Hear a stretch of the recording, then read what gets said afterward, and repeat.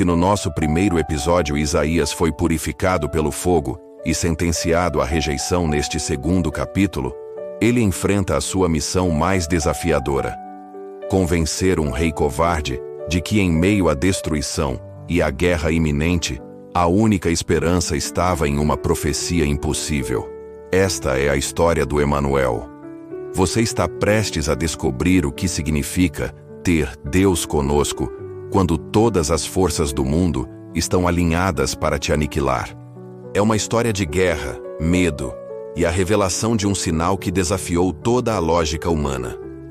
O nascimento de um Messias de uma virgem, profetizado 700 anos antes de acontecer. Como o profeta, que era ignorado pelo povo, conseguiu convencer o céu a intervir na terra? Prepare-se para mergulhar no momento em que a história de Judá colidiu com a eternidade. A morte do rei Uzias e a soberba de seu filho Jotão deixaram Judá vulnerável. E foi o seu sucessor, o rei Acaz, quem herdou o caos total. Estamos no ano 734 a.C. O trono que estava vazio e doente agora estava ocupado por um homem dominado pelo medo. Judá se encontrava espremida entre gigantes. De um lado, o crescente poder da Assíria, um império brutal conhecido por sua crueldade e por deportar populações inteiras. Do outro lado, uma aliança inesperada e furiosa: a Síria e o reino do norte de Israel, Efraim. Juntos, eles formaram o que a Bíblia chama de Guerra Sírio-Efraimita. Qual era o plano deles? Invadir Jerusalém, destronar Acaz e instalar um rei fantoche que se uniria à aliança contra a Assíria. Imagine o cenário descrito em Isaías capítulo 7. O palácio está em pânico. O rei Acaz está apavorado. As notícias da aproximação dos exércitos sírio e israelita fazem o coração do rei tremer, junto com o coração de seu povo, como as árvores do bosque se movem com o vento. O medo é um vento que balança as estruturas, e Acaz estava completamente paralisado. Sua primeira reação, como a de qualquer líder humano, foi buscar uma aliança militar. Ele ignorou o pacto com Deus e começou a considerar a súplica por ajuda à própria Assíria, o monstro que no futuro devoraria a todos. Deus não podia permitir que seu povo confiasse em tiranos assírios. Por isso, ele envia sua única voz no meio do caos: o profeta Isaías, o homem que tinha sido purificado pelo fogo, mas que o povo já havia aprendido a ignorar. O Senhor envia Isaías com seu filho para encontrar o rei Acaz em um local estratégico, o aqueduto do tanque superior. Por que lá? Porque era o local onde o rei estava inspecionando as defesas da cidade, buscando uma solução humana para um problema que era, na verdade, espiritual. Isaías, o mensageiro da solidão, aborda o rei e lhe entrega o comando divino, as ordens do verdadeiro rei. Acautela-te e aquieta-te. Não temas, nem se desanime o teu coração por causa destes 2 pedaços de tições fumegantes. A mensagem é de um ridículo divino contra o medo humano.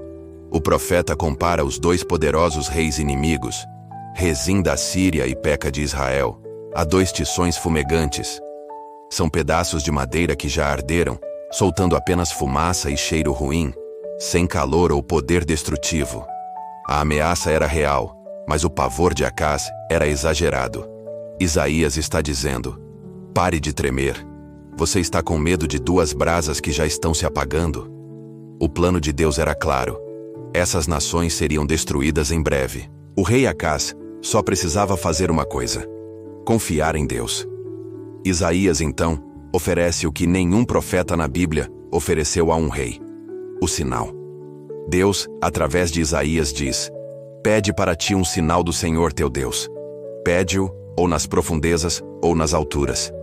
Poderia ser qualquer coisa: chuvas de pão, um rio de vinho, o sol voltando atrás.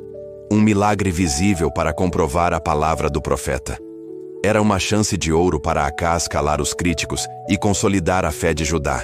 Mas Acaz responde com uma falsa humildade que beira a blasfêmia: não pedirei, nem tentarei ao Senhor. Por que Acaz recusou o sinal?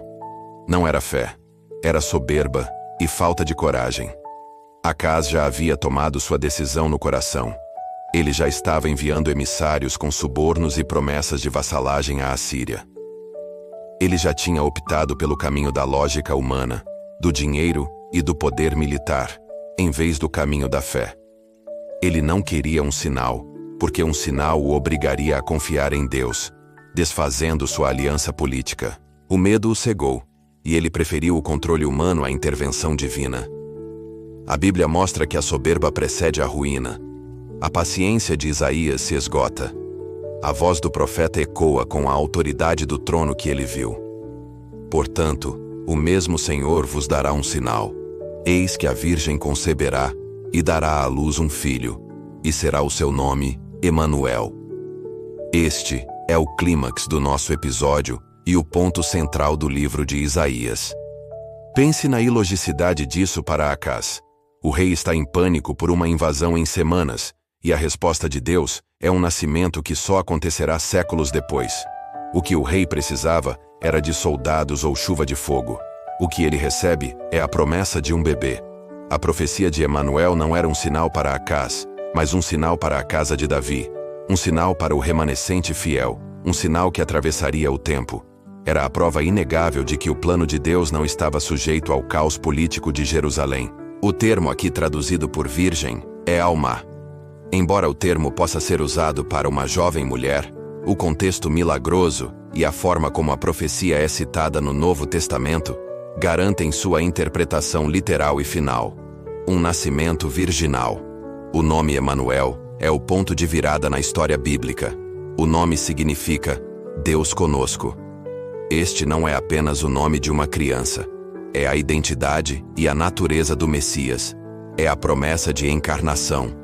Ele não virá apenas como um rei político, mas como o próprio Deus habitando entre os homens. Isaías está profetizando aqui a união inseparável da divindade e da humanidade em Jesus Cristo. A promessa de Emanuel é a garantia de que, não importa o quão devastadora seja a guerra, a crise ou o exílio, Deus nunca abandonará seu povo.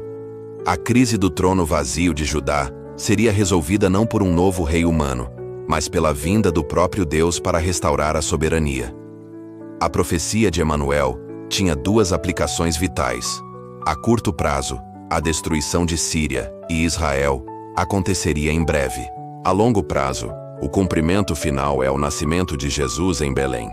Isaías provou que Deus é maior que a Assíria, maior que o medo e maior que a lógica do rei Acaz. Ele é o Deus que se faz presente. Infelizmente, a incredulidade de Acaz teve um preço terrível. Ele selou o destino de Judá, tornando-se vassalo da Assíria, e o profeta Isaías teve que presenciar a deterioração espiritual e política do reino. No entanto, o evangelista do Antigo Testamento sabia que o juízo não era o fim. A promessa de Emanuel garantia que o toco que restava, a semente santa de que falamos no episódio 1, daria fruto. Isaías, que era um profeta da solidão, foi a única pessoa na terra a ter a visão privilegiada do plano completo de Deus. Ele pôde ver além da dor imediata, enxergando o Messias em duas fases: o Deus conosco, Emanuel, e o Rei glorioso, Príncipe da Paz. Se a primeira parte do livro de Isaías é sobre o juízo, a segunda é totalmente sobre a consolação e a restauração. O rei Acaz escolheu o caminho do medo. Isaías escolheu o caminho da fé, mesmo sendo ridicularizado. A profecia de Emanuel foi entregue na hora mais escura de Judá, provando que é exatamente quando a fé humana falha que a graça de Deus se manifesta em sua forma mais impossível. Mas o Messias não viria apenas para nascer. Ele viria para reinar. No próximo episódio, faremos uma pausa na guerra para contemplar a glória que está por vir.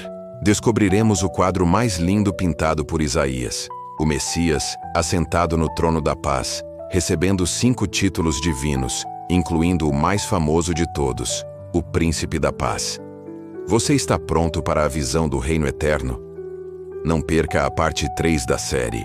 Inscreva-se no canal e ative as notificações e continue conosco nesta jornada pela vida e profecia do evangelista do Antigo Testamento.